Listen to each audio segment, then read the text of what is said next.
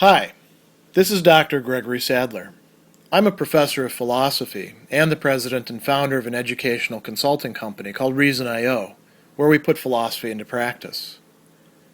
I've studied and taught philosophy for over 20 years, and I find that many people run into difficulties reading classic philosophical texts. Sometimes it's the way things are said or how the text is structured. But the concepts themselves are not always that complicated, and that's where I come in. To help students and lifelong learners, I've been producing longer lecture videos and posting them to YouTube. Many viewers say they find them useful. What you're currently watching is part of a new series of shorter videos, each of them focused on one core concept from an important philosophical text. I hope you find it useful as well. In his analysis, The Challenge of Cultural Relativism, James Rachels is going to first set out what he takes to be a central type of argument made by those who espouse and advocate for cultural relativism in whatever form we happen to find it. And he talks first about a sort of very specific argument that gets made, and I'll just run you through the two examples that he has.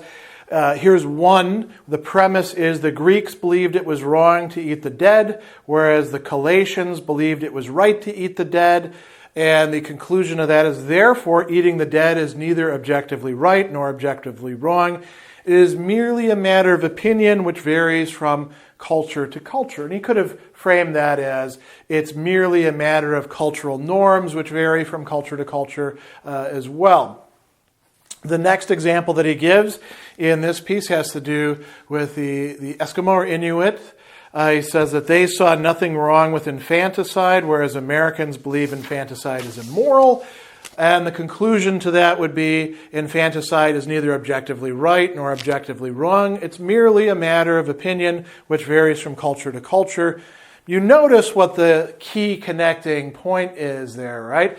X, whatever cultural practice it happens to be, is neither objectively right nor objectively wrong. It is merely a matter of opinion, or we could say feeling, or habit, whatever we want to call it. We could invoke William Graham Sumner and the folk ways or anything like that, Ruth Benedict, any of the anthropologists we'd like, and we'd have the same conclusion coming about. We can't say any of this is objectively right or wrong. It's merely something that varies from culture to culture, and for that reason, whatever is going to be right is right only within a particular culture.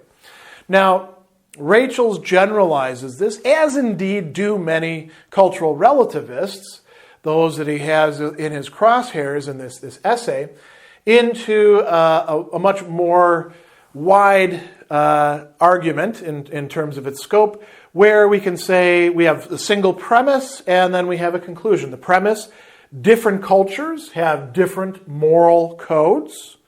And then the conclusion, which I've only partially written up here: therefore, there is no objective truth in morality. Right and wrong are only matters of opinion, and opinions vary from culture to culture. So since they vary from culture to culture, whatever is right varies from culture to culture as well. Whatever is wrong varies from culture to culture as well.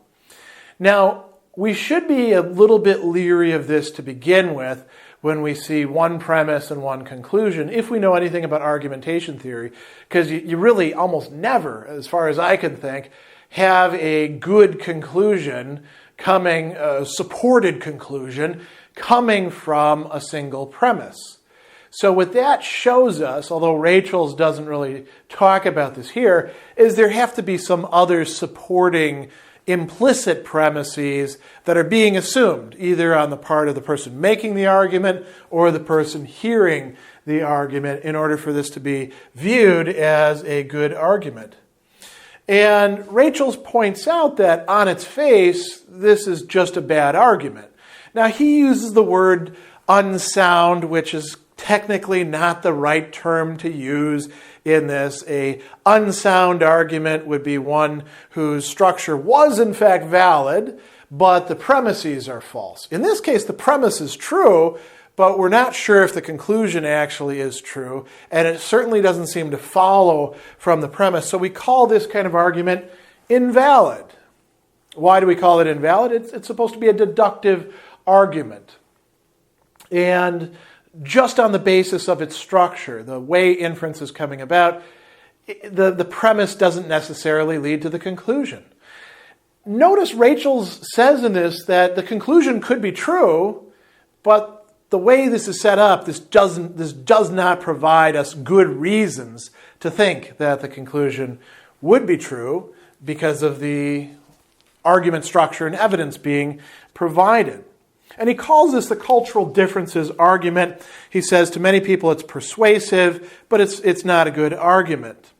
So he gives us a counterexample. He says, consider the example of the Greeks and the Galatians. The Greeks believed it was wrong to eat the dead. The Galatians believed it was right. Does it follow from the mere fact that they disagreed that there is no objective truth in the matter? It doesn't follow, he says. It could be that one practice, in fact, was objectively right or wrong, and one was simply mistaken. Now, we would need some sort of frame of reference in order to say which one was objectively right or wrong. But here the relativist is going further and saying we can't possibly determine whether one of them is right or wrong, except within its own field. Rachel's then invites us to think about a similar matter. He's drawing an analogy here. He says, in some societies, people believe the earth is flat. As a matter of fact, even within our Western, highly technological society, there is a flat earth society, and there are apparently more and more people belonging to this year after year. So even in our own complex Western, late modern society, there's some people who believe that the world is flat. He says, in other societies, such as our own, people believe that the earth is a sphere. By the way, just as a side note, the medievals did not think that the world was flat. You can see this by actually reading medieval thinkers like Anselm or Thomas Aquinas, who casually mentioned the globe of the earth, right? So now, how do you tell who's right or who's wrong about this? We don't have to worry about so much the decision procedure, but would you say that it's just a matter of opinion? Over here, they think the world is flat, and because they think it's flat, it is flat. Over here, they think the world is round, and because they think it's round, it is round. That doesn't work. And so he says, we wouldn't buy that. We would never draw such a conclusion because we realize the members of some societies might simply be wrong when it comes to geography. And he invites us to draw a similar conclusion when it comes to ethics or moral codes or practices that people buy into. This is not the strongest argument on its face that Rachel's is making against cultural relativism here. But he is pointing something out, that if this is going to be a good argument, something more needs to be added to it, and it's not generally being added to it. Then he makes another very interesting counter-argument himself in the next section. What follows from cultural relativism? He says, well, let's pretend that cultural relativism is true. What would follow if it really was true? He says, here's the three consequences that would follow from this. One would be that we cannot say that the customs of other societies are in any way inferior to our own. Or rather, we're free to do so, but we're basically just asserting ourselves, and there is no validity to what we're actually saying. And there's no reason why they should listen to us or anybody else should listen to us. We're just babbling, essentially, so long as we're outside of our little sphere in what we're judging.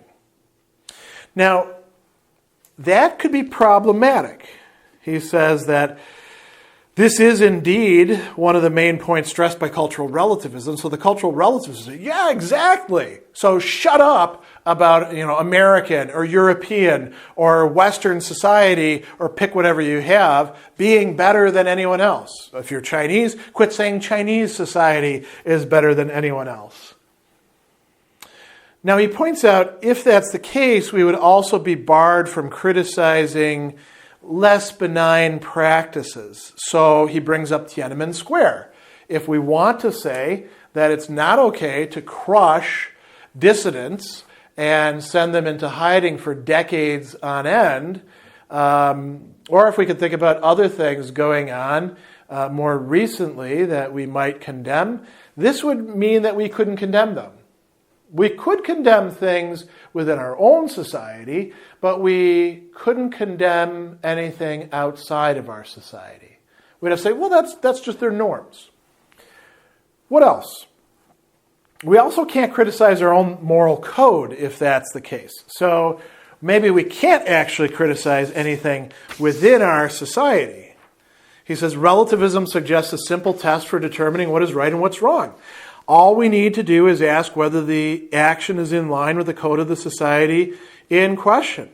So, although the caste system has been, long since legally banished in India, it still exists. It's actually such a problem that Britain recently had to enact laws for workplaces saying that you cannot discriminate in British companies and on British soil. You cannot discriminate on the basis of caste, because it is such a pervasive part of culture.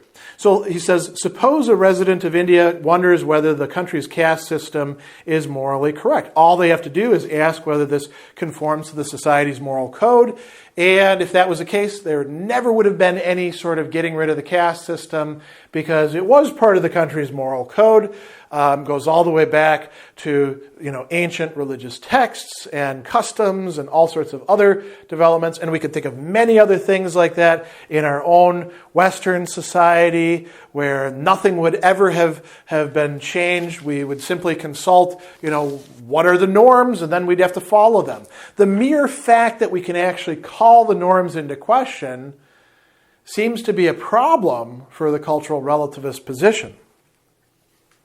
The third issue, which is very interesting, is that if we accept cultural relativism, we can no longer talk in terms of progress or decline.